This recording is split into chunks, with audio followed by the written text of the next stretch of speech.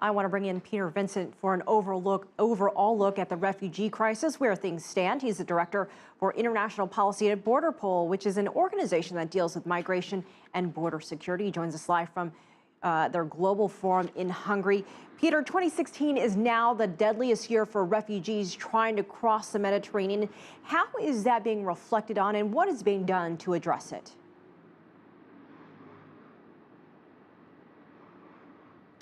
Good evening, Elaine. We have not seen this sort of movement since the end of World War II.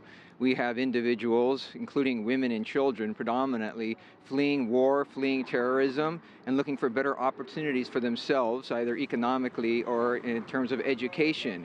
Here in Budapest, we've been dealing with these particular issues, both looking for ways of dealing in a humane manner with these thousands and thousands of individuals fleeing war and terrorism and looking for opportunities, as well as trying to find ways of making sure that terrorists and human rights abusers and narco-traffickers and arms runners don't mix themselves in with these particular legitimate refugee and asylum seeker flows. Well, where does the refugee crisis stand at the moment? The weather is turned colder. Has it slowed down at all?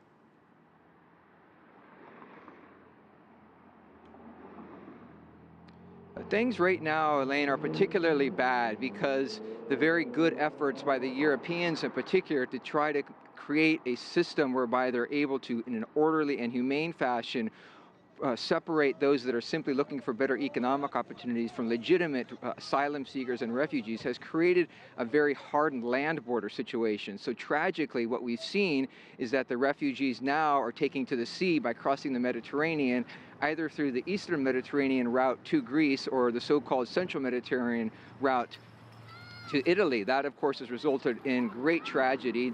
5,000 individuals, souls lost at sea trying to obtain safe haven or better opportunities in the European continent.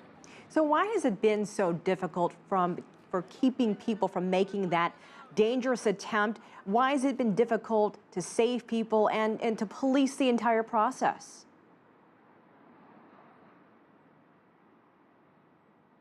It's extraordinarily difficult because despite the excellent efforts of the global community to try to handle this overwhelming situation, we are facing again a situation where individuals are forced to leave their homes, have no opportunities, and are absolutely desperate to find any means they can to find safe haven. And unfortunately, there are very sophisticated groups of human smugglers and human traffickers that take advantage of these individuals, charging them up to $2,000 a person and take them on very, very dangerous routes.